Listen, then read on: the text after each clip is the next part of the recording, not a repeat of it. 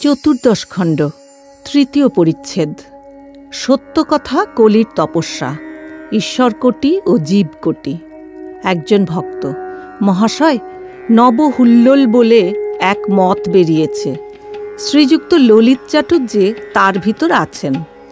শ্রীরামকৃষ্ণ: নানা মত আছে, মত পথ, কিন্তু সবাই মনে করে আমার মতই ঠিক, আমার ঘড়ি ঠিক চলছে। গিরিশ মাস্টারের প্রতি: পোপ কি বলেন? It is with our judgements ইত্যাদি। শ্রীরামকৃষ্ণ মাস্টারের প্রতি: এর মানে কি গা? মাস্টার: সবাই মনে করে আমার ঘড়ি ঠিক যাচ্ছে, কিন্তু ঘড়িগুলো পরস্পর মেলে না।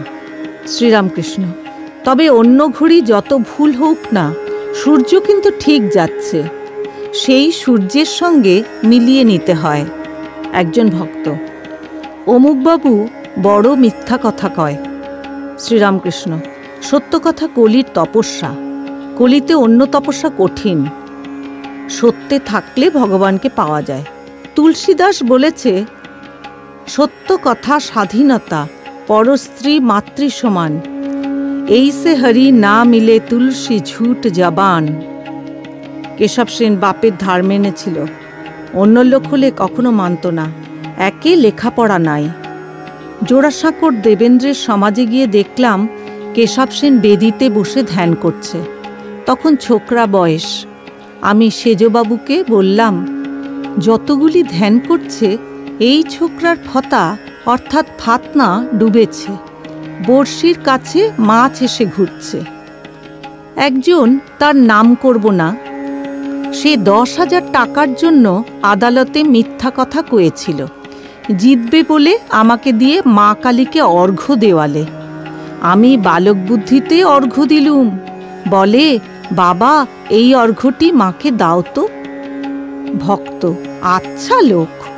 শ্রীরামকৃষ্ণ: কিন্তু এমনি বিশ্বাস আমি দিলেই মা শুনবেন। ললিতবাবুর কথায় ঠাকুর বলিতেছেন, অহংকার কি জায়গা, 2-1 দেখতে পাওয়া যায় না। বলরামের অহংকার নাই, আর এর নাই। অন্য লোক হলে কত টেরি তম হতো, বিদ্যার অহংকার হতো। মোটা বামুনের এখনো একটু একটু আছে। মাস্টারের প্রতি: মহিম চক্রবর্তী অনেক পড়েছে না?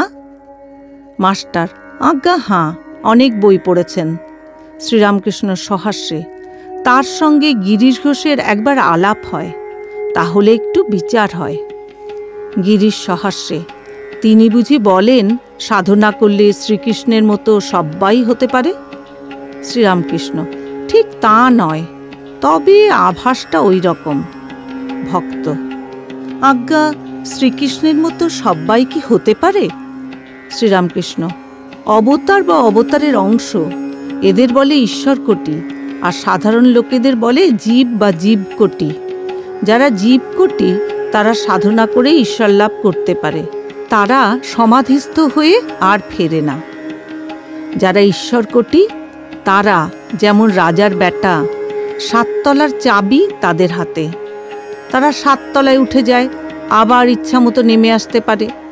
জীবকোটি যেমন ছোট কর্মচারী, 7 তলা বাড়ির খানিকটা যেতে পারে, ওই পর্যন্ত। জনক জ্ঞানী, সাধন করে জ্ঞান লাভ করেছিল। সুখদেব জ্ঞানের মূর্তি। গিরিশ: আহা!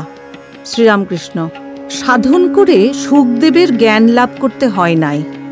নারদেরও সুখদেবের মতো ব্রহ্মজ্ঞান ছিল, কিন্তু ভক্তি নিয়েছিলেন লোকশিক্ষার জন্য। প্রহ্লাদ কখনো সৌহহং ভাবে থাকতেন, কখনো দাস ভাবে, সন্তান ভাবে। হনুমানেরও ওই অবস্থা। মনে করলে সকলেরই এই অবস্থা হয় না। কোনো বাঁশের বেশি খোল, কোনো বাঁশের ফুটো ছোট।